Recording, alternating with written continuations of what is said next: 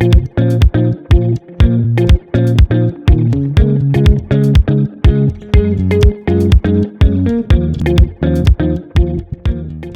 everyone, welcome to today's webinar with MicaSense and SimActive. I'm Laura Gomez from MicaSense marketing team, and I'm here today with Emily Shoshalski from our sales team and Simon Grandin from SimActive team. We're going to present today customizing your multispectral processing workflow in Correlator 3D. So I'm going to let Emily and Simon introduce themselves and we can start this webinar. Great, thank you, Laura. So my name is Emily, as Laura mentioned. I'm a channel sales manager on the MicaSense team. I get to work with a lot of our great drone and software partners, including SimActive. So excited to talk about Correlator 3D today, as they've recently introduced multispectral processing to their workflow. And I'll let Simon introduce himself as well. Thank you, Emily. So yes, so my name is Simon and I'm the photogrammetric workflow specialist here at SimActive. So basically my role is to help SimActive customers to enhance their workflow and get the best data, the best output possible for any input data, such as MicaSense camera here at SimActive. Great, thank you. So just a brief look at the agenda for today. I'll be starting it off with the hardware discussion, and I'll keep that pretty brief, talking about our sensor suite and then the main considerations for processing our data. And then I'll pass it over to Simon, who will introduce SimActive and go through some of the features of Correlator 3D that might be especially interesting to multispectral users. And then we'll focus a lot on the live demo that Simon will be walking us through, and that will be with Ultim data. And then as we go along, feel free, if questions come up, to enter those into the sidebar, the toolbox for GoToWebinar. And Laura will be fielding those and reading those out at the end. So we're open to any questions you might have. All right, so the MicaSense sensor suite, we started off back in 2014 with the red edge sensor at the top there, and we've gone through a couple different iterations of that, landed at the MX model that we have today. We built off some of the architecture from the red edge sensor and developed the Ultim sensor next on the left there, and that has higher spatial resolution for the multispectral bands, and we've added a FLIR thermal sensor there for synchronized thermal imagery along with the multispectral. Good for looking at water stress and irrigation systems with the thermal band. And then most recently, we came out with the dual camera system. So that is, we've added a second red edge. So we have two red edge that are fixed mounted together, and then we've synchronized the capture. So you get 10 multispectral bands as an output. So really good for kind of land monitoring or land management applications, and for people that want to use, high resolution drone-based imagery and then scale that up to satellite. A good option there since the bands correlate with Sentinel-2 and Landsat 8 satellite. And then all of our sensors come with a DLS2. That's how we're doing that's our light sensor, part of what we use for the radiometric calibration. And then that DLS2 also has a GPS embedded there to geotag all the imagery. And then the only thing not featured here is the panel that comes with all of our kits, also for calibration. So what's exciting about the Correlator 3D software is that it can process all data from all of these sensors. So it can process, even the thermal band and the 10 multispectral bands.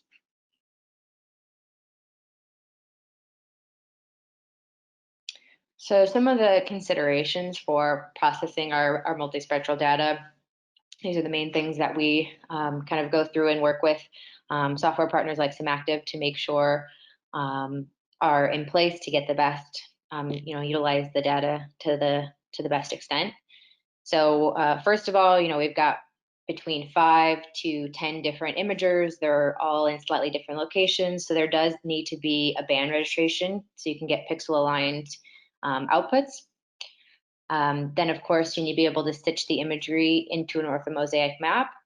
It's taking the raw imagery and it's converting it to reflectance information. And then last but not least, it's doing a radiometric calibration process. So that's utilizing both the DLS2 data and the panel capture that's taken before or after the flight. And what we also like to see with this step is some flexibility, and Simon will be discussing that. But on a cloudy day where there's fluctuations in the lighting condition, that's where the DLS2 will really shine. So being able to use both the DLS2 and the panel.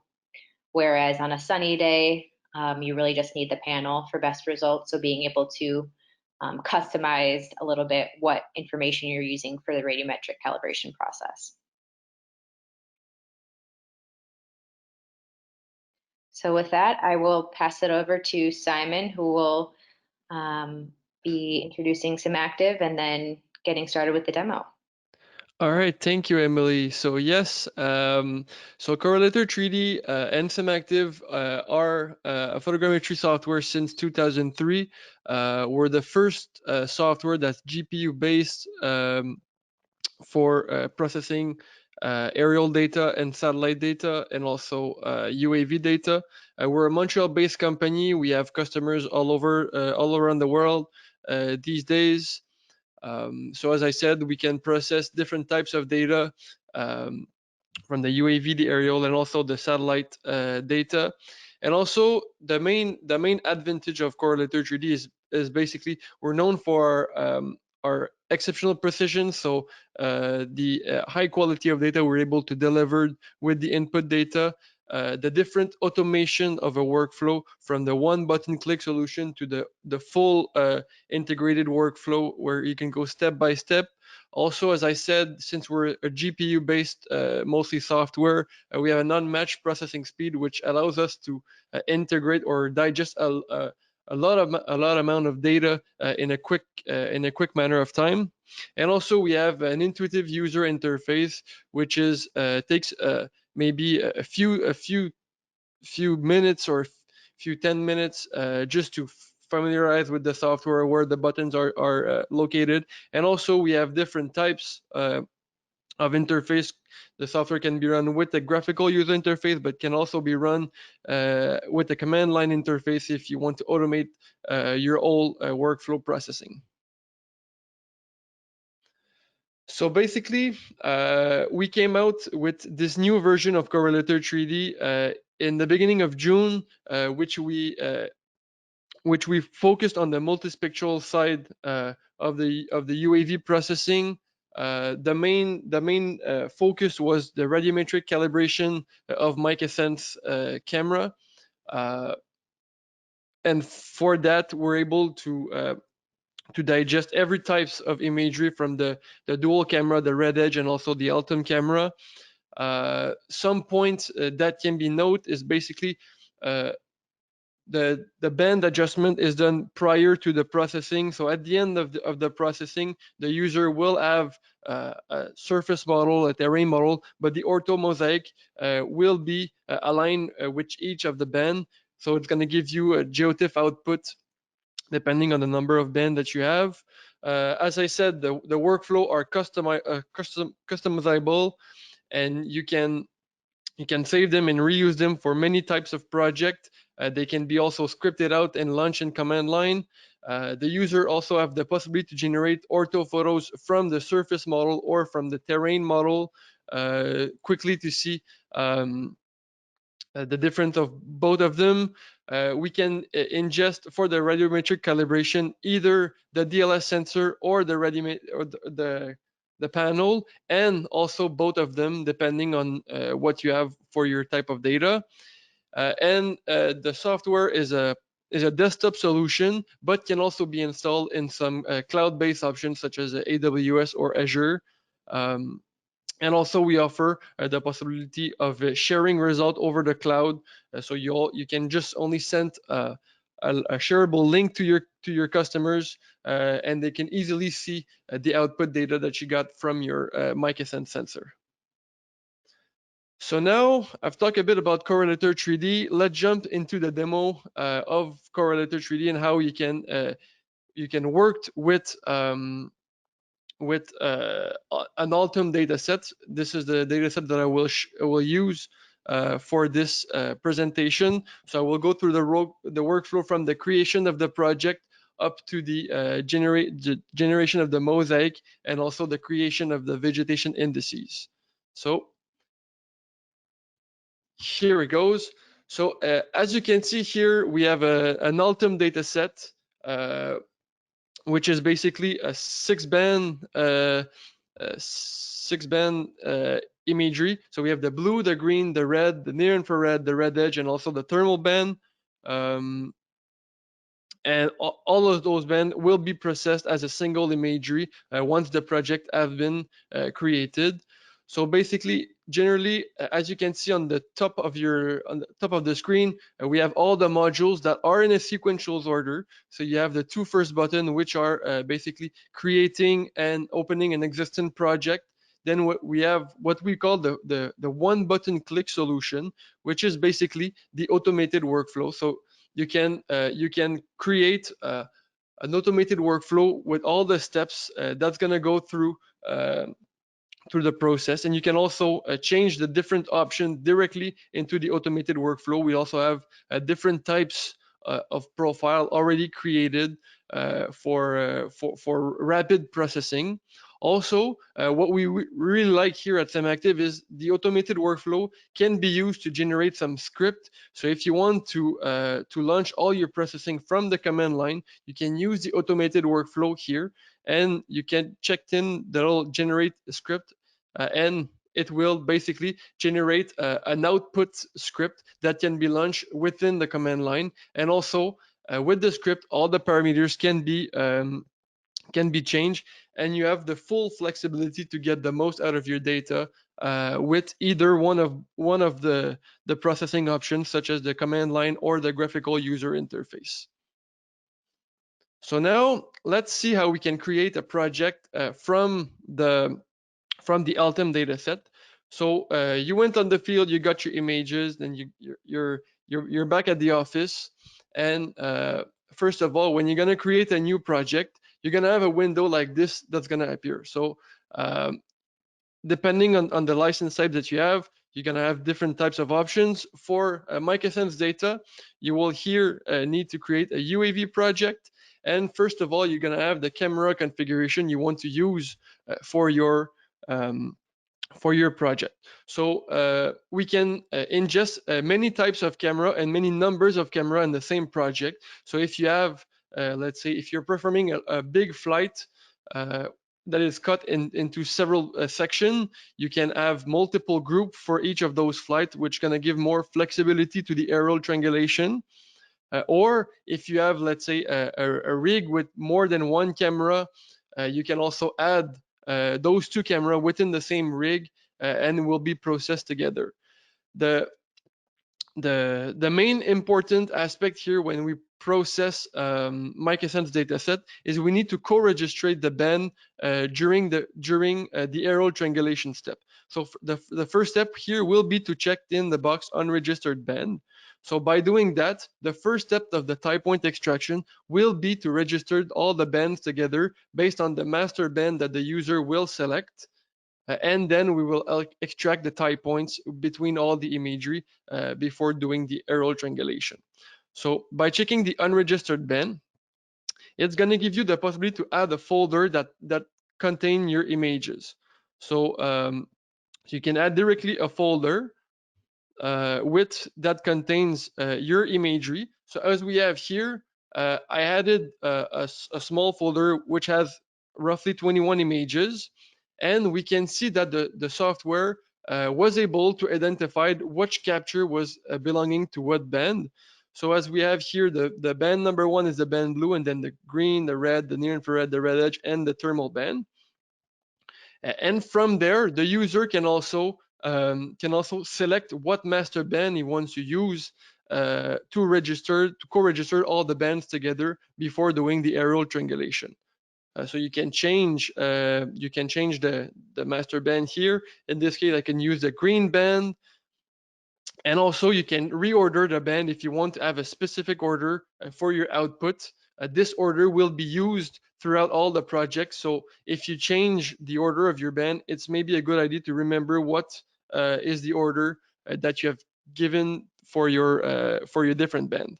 So if I want to edit one band, I could just click on edit band. I could change the name of the band. I could also change this index value, which means where it's going to be sitting in the final output.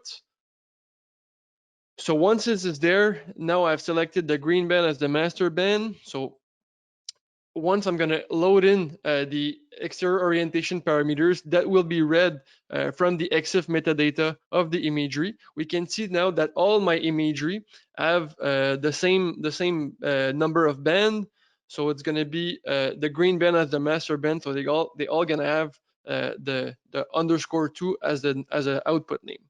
So you can click on can add, and then you can select the projection of your output. So basically, you can, depending on where you are located, you may have a different projection system or maybe customized projection system. So here, what you can do is by default, the software will select a classic UTM projection system, but you can also select some projection by the EPSG code. If you're in the United States and you're working into a state plane coordinates, we also have those state plane coordinates into the common system. So you can choose basically the projection that belongs to your project. If you add ground control points to your project, you can also they also need to be in the same output projection from your project that will be created. So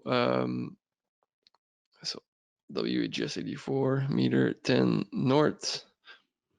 Once this is done, basically you will have an overview of the imagery, of the description of the imagery, so the dimension of those imagery in the projection, and from there you will be able to import or to specify the camera parameters. Since we have a large database of camera, the software will read the focal length, the calibrated focal length, and also the pixel size from the camera, and all the other parameters should be left at 0 for the calibration of the camera. And finally, the user can specify where he wants to store his project in order to create his project. So once you have gone through all those steps, you're gonna have a project that will be created, which in this case is basically, I'm gonna have a base map in the back, and all those little black arrows correspond to each of the individual imagery. So the first thing you can do is you can click on one imagery, and if you want to quickly see the imagery, you can see an overview of the imagery, and you can also view the different bands. So you can quickly specify only each of those bands individually. As you can note here, the band already have been registered, since the registration will be happening when you will do the type point extraction. You can also do quickly composite color if you want to see more information about your dataset. So you can edit the image band setup, and so you can put the near infrared in the red channel, the red in the green, and then the blue and the green in the blue. And you're quickly gonna have a composite color of your single imagery. So that's a first step. If you want to analyze the data that you have captured, you can quickly see before doing all your processing, you can quickly visualize your input imagery as it is on the screen as of now. So so as I said, all the modules are in a sequential order. So we have, basically, it's divided into 3 categories. So we have the first categories, which is the aerial triangulation, which is creating a single block of imaging finding common tie points between all the imagery and place them at the good place. Once the aerial triangulation is done, the user can extract a surface model and a terrain model from the imagery, and then can perform the radiometric calibration for the ortho rectification process and the creation of seamless and color balance mosaic. So the first step here will be to do the aerial triangulation. So you can select the aerial triangulation modules. So once the module has been launched, you will have a window like this that will appear, and it's going to ask you what type of tie point extraction you want to perform. So you can select between two modes, so the standard and the exhaustive. Usually you can start with a standard extraction, and if you see that some images has trouble to get tied to the whole block, you can then jump to an exhaustive extraction. But usually the standard extraction will be sufficient for your typical project. So the tie point can also be reviewed once this is done by clicking on the white links here. So all the links are corresponding to the tie points we found between two different images. So I can easily click on one link, and I can see here on two images what are the common features that were found for this specific project. Sometimes if you have a project with maybe low texture or the overlap was not sufficient, well, you can also add a few manual tie points if you want to make sure that your block is well tied together and make sure that the aerial triangulation is a solid block. The aerial triangulation is the most important part of the processing of UAV data, and it's going to have a big impact on the rest of your workflow, such as the extraction of the DEM or the ortho rectification and the mosaic process. So once the tie point have been extracted, you can perform the bundle adjustment, which basically gonna refine the position of each of the camera, and also will calibrate the camera parameters. So the bundle adjustment here you will have a window like this, and basically the user can select the type of adjustment you want to apply on the exterior orientation and the sensor calibration. If you have imported ground control points, you can also at this point use them to refine the absolute accuracy of your model. But usually for MicaSense sensor, we suggest to leave the EOS adjustment at unconstrained and the sensor calibration as unconstrained. And you can also apply the filtering at these steps, or you can do it in a two-step bundle. So you can do the filtering on another step. So basically, you can tell to the software to remove images that maybe is going to have a higher residual compared to the rest of the image. The rest of the imagery. Like in this case, I have one images that has a higher residual for many reasons. So I can either apply the filtering directly here, or I can filtering out, let's say, on another process like this, and it's going to remove this imagery from the output of my project and make sure that I have a clean aerial triangulation. So from there, we will generate a quality report like this that's going to give you overall accuracy assessment from your project. So from the tie point analysis, if some ground control points or checkpoints are used, you're also going to have all this information here.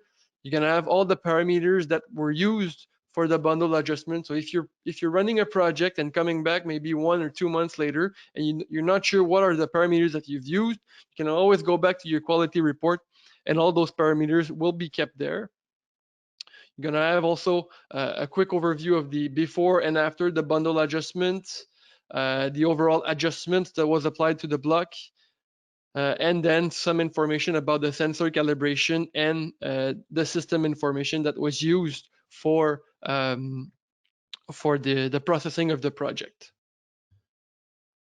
So once you have done the aerial triangulation and you're confident with your solution, you can then jump to the DEM extraction. So we're going to extract a surface model from the imagery. So by default, the software is working in a raster-based approach. So our main delivery is a GeoTIFF or an ASCII grid file So it's going to be a raster file, and the default resolution is going to be 5 times the ground sample distance of the input imagery.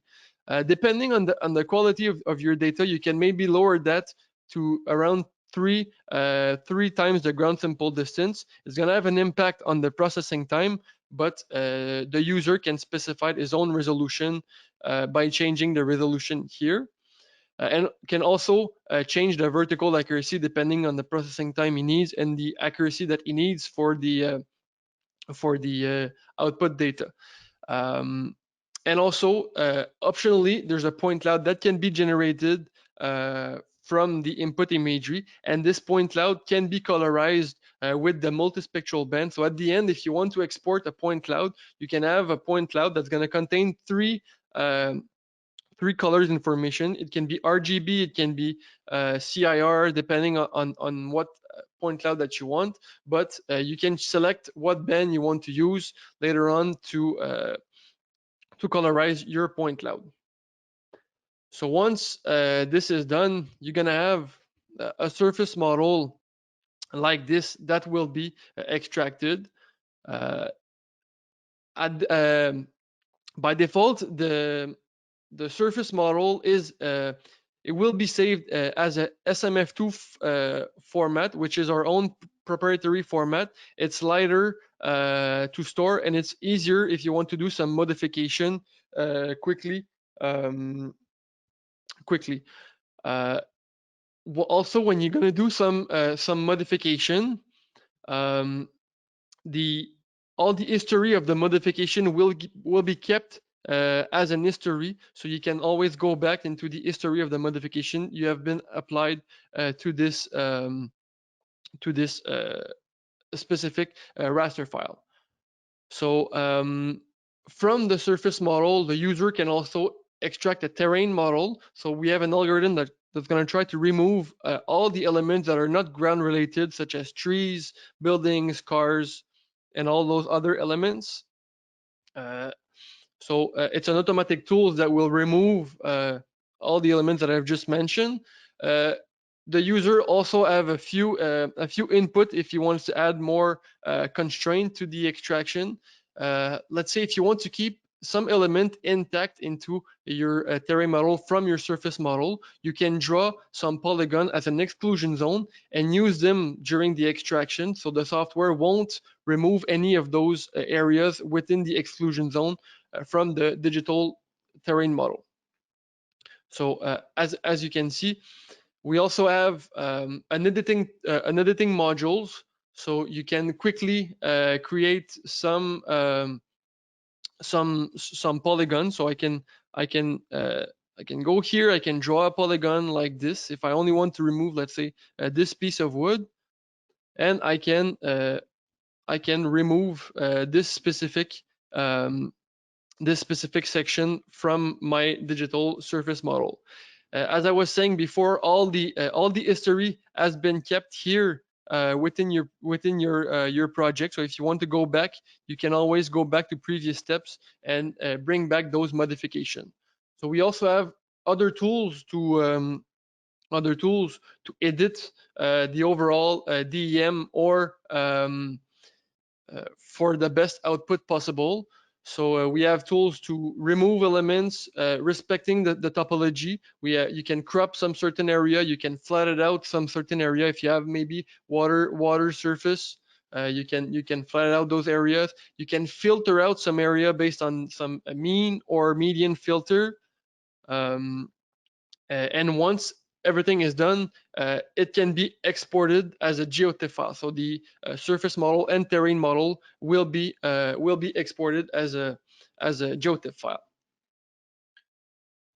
So once you're satisfied with your terrain model and your surface model, the user can select what options he wants to use for the ortho rectification. So he can use either the surface model, which is going to create what we call a true ortho. So all the parallax will be removed and all the deformation on the imagery will be corrected from the surface model. And if you use your terrain model, well, it's going to be what we call a classic ortho. So it's only going to be the terrain information that's going to be used to generate or to correct for the terrain deformation during the ortho rectification process.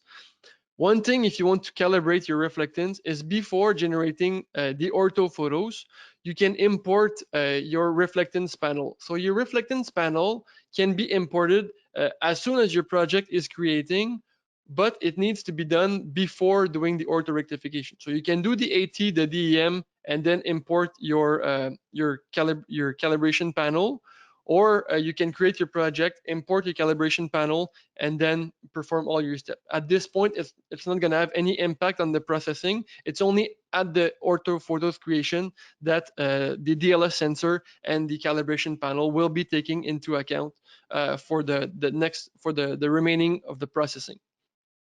So if you want to import a calibration panel, you can have more than one panel, and a great advantage that we have is those panels can be taken account over the time. So you can have one panel at the beginning of your flight and one at the end of the flight, and so both panel will be used to correct the reflectance based on when your images was acquiring. So we're doing kind of an interpolation between times to get the best correction possible for the reflectance. So if you want to import a calibration panel, you can here in your project tree add a little panel to the reflectance. You can specify let's say an ID, and then you can add your specific images that we're acquiring for the reflectance panel. So in this case, I'm going to add the panel. Here you're going to add the albedo value of your panel, which are usually typically written on the panel. So you can type in those value, and it's going to give you something like this. So if I open a panel already created, you're going to have here all the reflectance value, and from there you will be able to specify the extent of where you want to of the location of your calibration panel. So the software will automatically define the optimal position of your calibration panel, and it will use it later on for the calibration. So once your panel have been created, you're gonna have here your panel in your project tree. So you can add as many panels as you want, so you depending on how your flight configuration is done, and they're all going to be taking into account when generating the ortho photos from your project.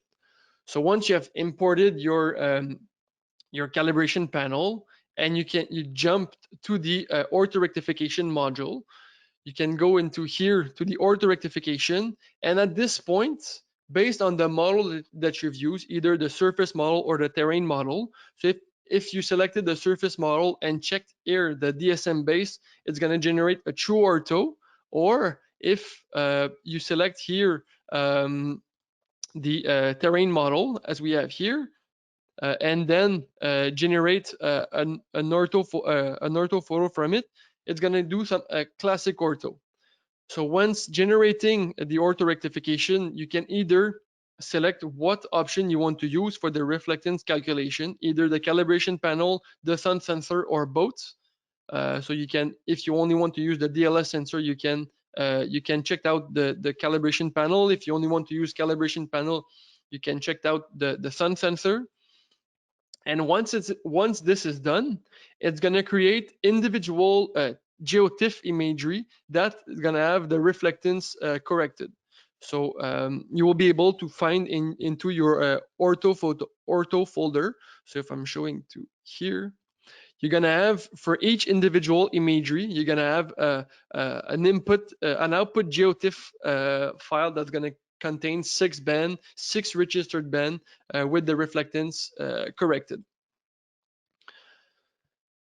So once this is done, you can then use you can load in all the individual ortho. So as we can see quickly here, all the orthos will be selected from my project tree.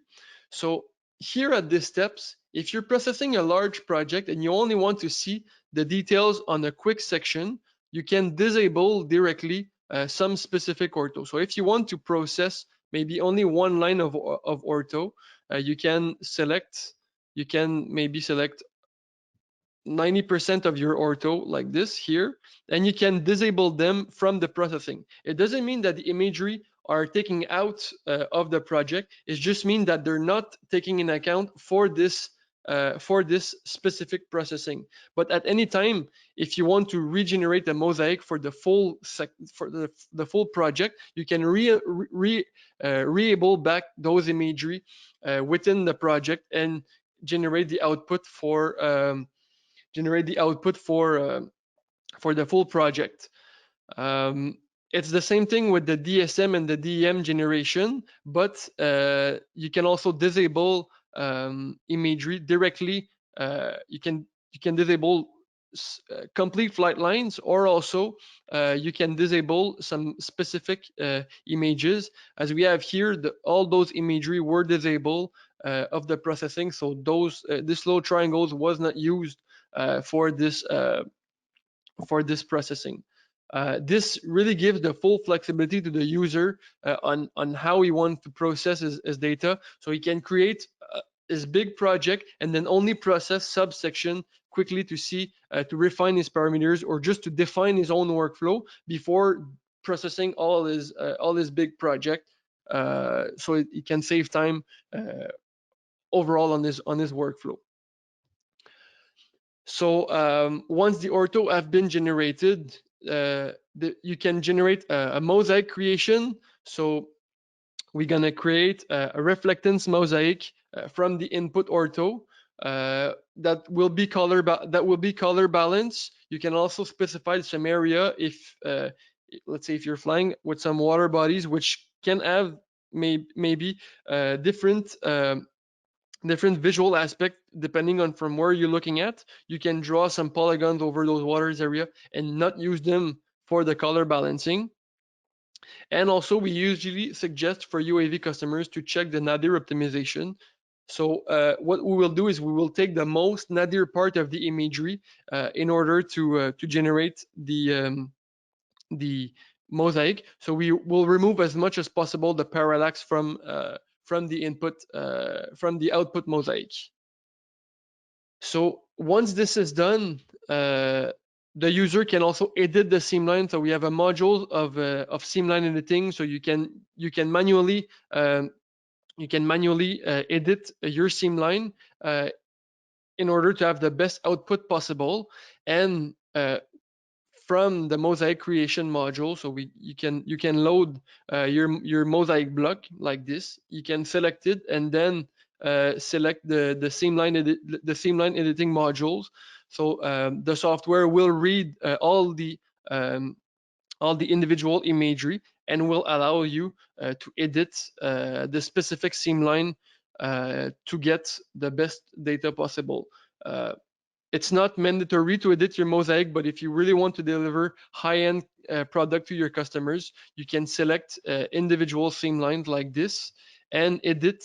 Let's say if I'm moving to this section, so you can here select this seamline like this, and you can edit the vertices of this mosaic like this, and then save those changes to the final mosaic. And you can also edit the feathering size, so the amount of pixel that we'll use to feather the transition between two ortho for individual seamline as well. The seamline can also be exported once the output, once the edition has been done. So it can be output as a shapefile.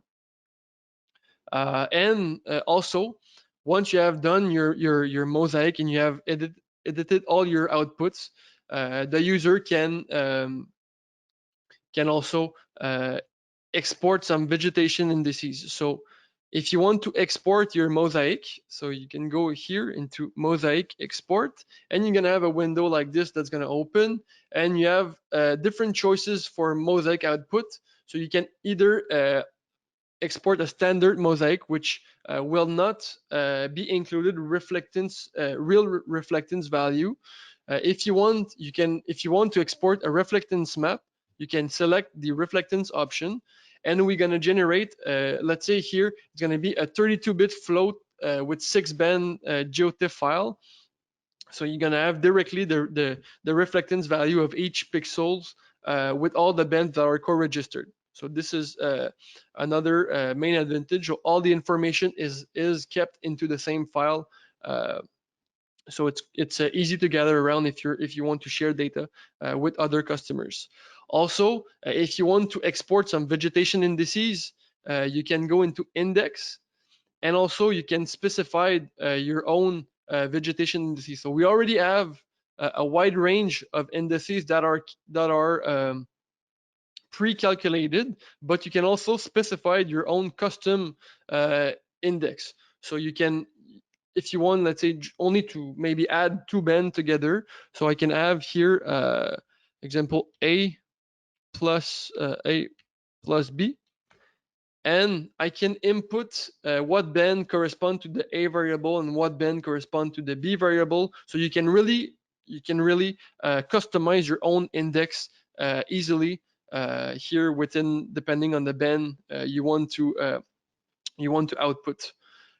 If you want to output your typical NDVI, you can go here, select the NDVI, change the order of the, take the good band here, so the red will be the band number 3, and use the floating option. So we're gonna export. It's gonna be a 32-bit float that's gonna contain your NDVI value as a raster. So and all those output will be exported as geotiff file. Also, there's other options for the Mosaic creation. So the user can specify the crop area if you only want to export a small part of the data. So you can import a shapefile. You can also use a shapefile if you want to tile your final output. So if you're processing a large data set and you don't want to export one big single file Mosaic, you can tile it based on the shapefile to manage more easily your data. Or you can use the automated tiling option. So you can specify the fixed tile in pixel, and all the tiles that will be exported will have the same size. Or you can use the simple single tile option to export one big file for your output Mosaic. Finally, the last option that the user have is to generate a 3D model. So we can generate a mesh from the digital surface model and texturize this mesh with the input images. And also, the user can specify what band he wants to use to texturize his mesh. So he can use maybe an OBJ or a 3D model as an RGB or a 3D model as a CIR. So all the options are customizable depending on your delivery. So yeah, so again, if the user wants to process the data within the graphical user interface, it can be done easily on a desktop computer, or the user can also run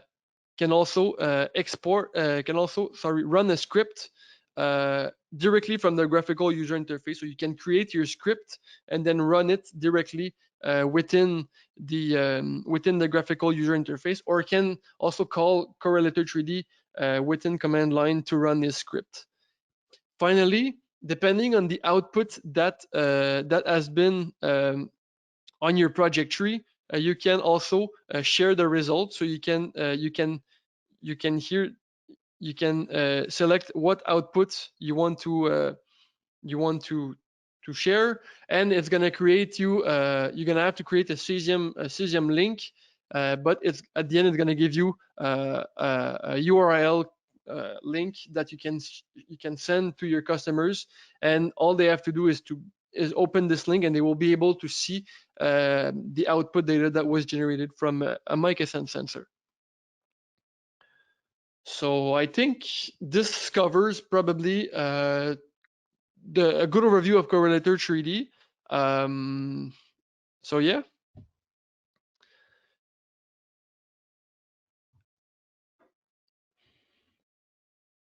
again, we also have different types of processing options or processing flexibility. So we have node lock license. We also have floating license. So if you want to install your license on a single PC, as we have here. We also have different flexible pricing. So we have the monthly subscription, the yearly subscription, or also the permanent subscription.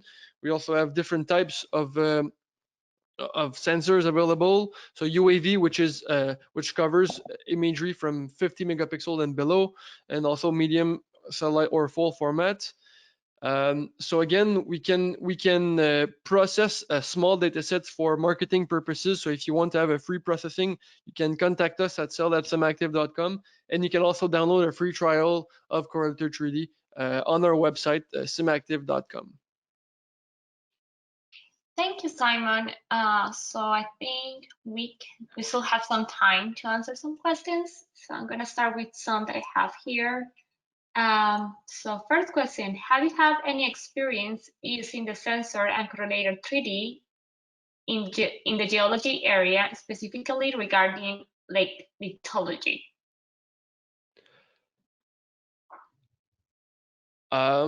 Processing wise, we're able to process, as I said, many types of outputs. Our goal is to output all the information, such as the Mosaic, the DTM.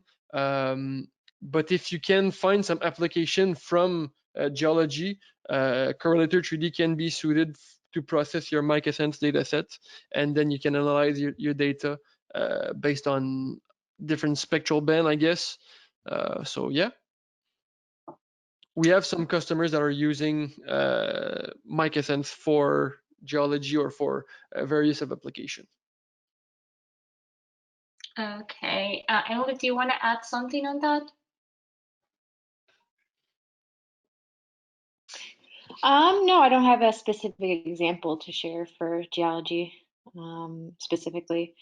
I think the only one slightly related would be some archaeology applications that we've seen, but nothing for the application that was being questioned about. Okay, thank you. So next question, can it handle hyperspectral sensor data? That's for Simon. Well, Correlator 3D as of now can handle up to 32 bands per images. So depending on the hyperspectral data that you have, as of now we can ingest 32 bands of 32 bits per capture. Cool. Okay, next question. Is there a limit on the number of spectral bands that can be merged in Correlator 3D? I guess the question is related to the latest one. So if you input an images that's gonna have 32 band, you're gonna have an output with 32 band. So the number of band that's inputted will be the same number of band that's gonna be outputted. Cool. One more. Can you remove images? Images or type points from the end of the lines that are not in the block? I think that's related to the demo. Yes. So basically, what we can do is you can either filter images from based on their residual, but if you want to remove images from the rest of the processing, you just have to disable them in your project tree for the rest of your processing, and they won't be taken in account for your project tree. So you can, the only thing is all the image that are inputted for the arrow triangulation will be used. So sometimes if you're not doing any cleaning before starting the processing, it can have an impact. But for the DSM, the Ortho, and the Mosaic creation, some images can be disabled. Cool. Thank you, Simon. One more. Does it have the stereo editing options? So the options that we have is it's not a typical stereo not a typical stereo capacity, but the user can also edit the GCPs or the tie points. So it's based on a predictive approach. So as soon as you're marking maybe 1 or 2 ground control points, the software will refine will predict the position of these ground control points on the other imagery. So it's kind of a different approach, but works as better or even as good as the stereo the typical stereo compilation approach. Cool. So there's another one. The reflectance panel imagery can also be addressed by the script processing mode. Yes, as long as the yes, it can be it can be done by the script. It's I would say it's not it's more applied to more advanced user, but it can be used as the with the script mode as long as the right format is done. Cool. There's another one here. Can you process images using control points? Yes. Yes. So images can be processed with or without ground control points. So if you want to refine the overall accuracy, the absolute accuracy of the model, you can use ground control points to make sure that everything fits well within your block. Cool. Is the software able to precisely align the bands from low altitude flights? So basically in general, how the alignment is done, it's not based on the flight configuration itself. It's more image per image approach. So we're gonna take various imagery around the project and try to find some common alignment parameters, and we'll apply those parameters throughout the project. So it has a slight impact on the flight configuration that you have. Cool. And I would add to that generally if you're using one of our sensors to 15 meters would be kind of the lowest that we'd recommend going. And we've been able to process imagery from that height and align fine. Cool. Thank you, Emily. There's another one here. Can you say the CIR or other from single images, and can you calculate indices from single images and save them? So yes, so the user can export either a 6-band mosaic, or you can also export only a mosaic with 3 bands. So if you're only interested into a CIR mosaic, you can export directly only the green, the red, and the near infrared band as an output. So if you only want to have 1 band mosaic, so everything is customizable with the output. Great, thank you. Let me see if we have more questions or if we have already answered them all. Okay, can you generate and display contours from the digital surface model file in Correlator 3D? Yes. So you can either import your own contour lines, or you can select the modules, the model that you want. If you want to do it on the DSM or on the DTM, we have a tool to calculate contour lines directly in Correlator 3D that will be saved into shapefile. How large can the 3D mosaic be in terms of acres? Typically, there's no size of outputs. It's sure that if you're processing, let's say, a corridor of 50 kilometers, it can be hard to manage in a single block. We can export the mosaic, that's a full mosaic, but we suggest, if it's a big output, to tile it into smaller tiles, because it's going to be easier for the user just to share the data, or to display the data in other solution if he wants to do further analysis.